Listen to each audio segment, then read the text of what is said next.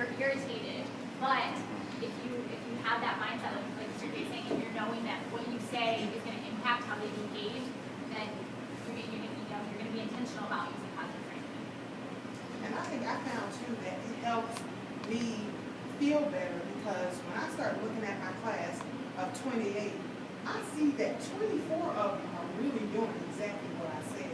And so it actually kind of shifts the atmosphere because you're not spending all of your energy, which is very easy for us to do, on the 4 kids who are just doing whatever they want.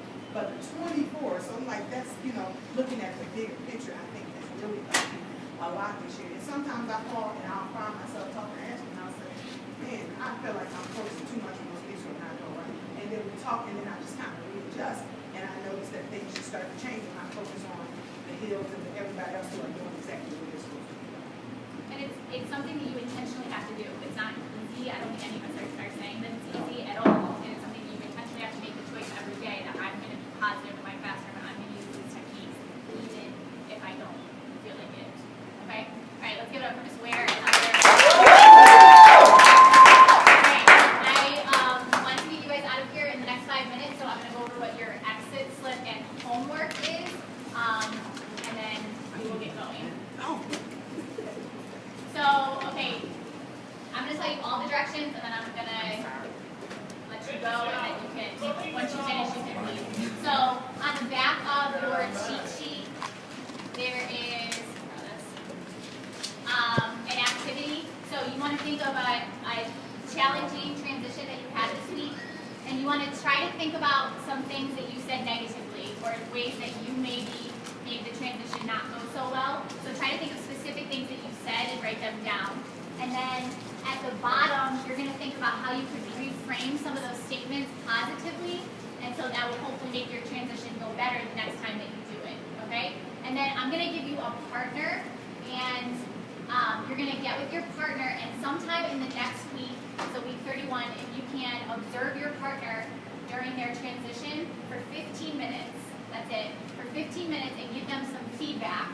And I have a sheet that I can pass out that you can use, or you can just take notes on a piece of paper. You don't even have to take notes. You can just talk with them after. I like to use this because it kind of helps me. On this side, you would write exactly the positive framing that you heard the person saying, so you can kind of script out exactly what they're saying, and on the other side, it has room for questions or feedback or comments that I would give that person. If you are a classroom teacher and you need coverage for the time, 15 minutes you're going to be out of the room, and you can speak to Mr. K, Ms. Cruzy, Ms. Hill, myself, and we'll figure out how to get coverage for that time. If you're an instructional aide, if you can just okay the time with your teacher so that they know, communicate with them that you're going to be out of the room for that 15 minutes at some point next week.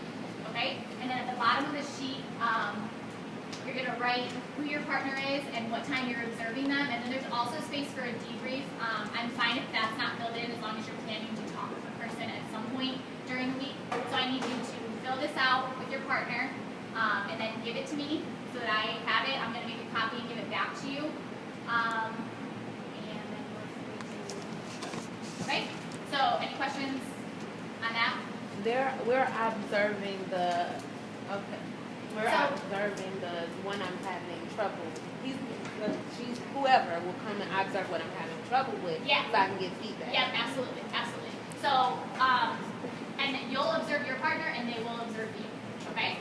So these are the partners. So get with your partner, and like I said, just pass that in to me before you leave. Make sure your name is on it, and if you need coverage, just write it on there, and then I'll connect with you. So Aldridge and Braddock are partners. Robinson and Kistner are partners. Miller and Harrison, Royal and Amanze, Ware and Myrick, McDowell and Lumpkin. Did I miss anyone?